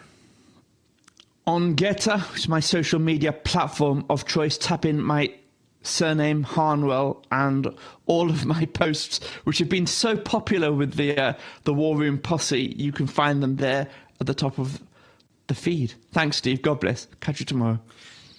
Thank you, brother. Appreciate you. Appreciate the Wednesday and Friday shows you do, which are just outstanding, and taking on various topics. The markets are all over the place, particularly market for gold today and oil increasing. President Trump dealing with this problem. We're going to have much more when we come back at 5 o'clock. Charlie Kirk Show will be next. Birch Gold, take your phone out. By the way, End of the Dollar Empire. We have an 8th free installment. Get it, read it, study it. We'll talk about it, plus the print edition of the first 7. The Patriots edition, really spectacularly put together. Great graphics, great art for the first 7 installments. The 8th installment is out today. We put it up in CPAC. Going to get Philip Patrick and the team on here to talk about what's happening in gold. Gold up today, but it ain't the price. It's the process that drives value. Mike Lindell joins us. Mike Lindell, your factory, a bad guy bought it, threw you out of it, but of course you can't put MyPillow out of business, sir. They've tried and they failed. Yeah, Steve, yes, they did fail. We're all moved into our new factory, and I'm traveling right now with a poor signal, but I hope you guys can hear me. We are running today, you guys. We haven't done this before. Our Giza Dream Sheets, now that we're in our new factory, the queen size, $69.98. At king size, $79.98. You guys know that's over half price. You guys have been waiting for this sale. Extra long staple cotton. And there it is, you guys. The Giza Dream bed sheets, the world famous extra long staple cotton, or long staple cotton, queen size, $69.99. That's over half the price off. It's king size, $79.99. We're not going to put a limit on it. You guys can get them for these wholesale prices. This is our biggest special ever. This is our most requested product. You guys use promo code WARROOM, 800-873-1062. And if you go to mypillow.com, you guys, there you see There's that special, mypillow.com/war room. We do have a few carryover products to close out and overstock. We brought over to the new factory exclusive for the War Room Posse. So when you're getting those Giza Dream Sheets at that price, go ahead and get the rest of the factory sale that we have on the clothing up to 80% off. And then we still have one more day of the standard My Pillows at $14.98, you guys. So use that promo code WARROOM. This is our biggest Giza Dream Sheet special of the year. It's the lowest price we've ever had in the War Room. And you guys call 800-873-1062. Get the best sheets in history right now. Yeah. We'll see you back here on the 5 o'clock show. The Charlie Kirk Show is next. Poso after that. Bowling. I'll do a transition with bowling back here at 5. See you then.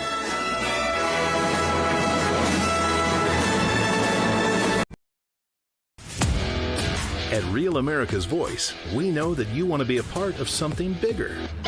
That's why we've teamed up with AMAC, the Association of Mature American Citizens, to build a real community of folks who care about faith and our country's future. There is no force on earth that can stop us from saving our country. Want to be a part of this movement? It's easy. Just scan the QR code on your screen right now. That's right. Grab your phone and scan the QR code to join the AMAC and Real America's Voice family today. By scanning the QR code, you'll unlock exclusive content, connect with like-minded Americans, and be first in line for events that celebrate our shared values. So don't wait. Scan the QR code. Join us today and become part of a community.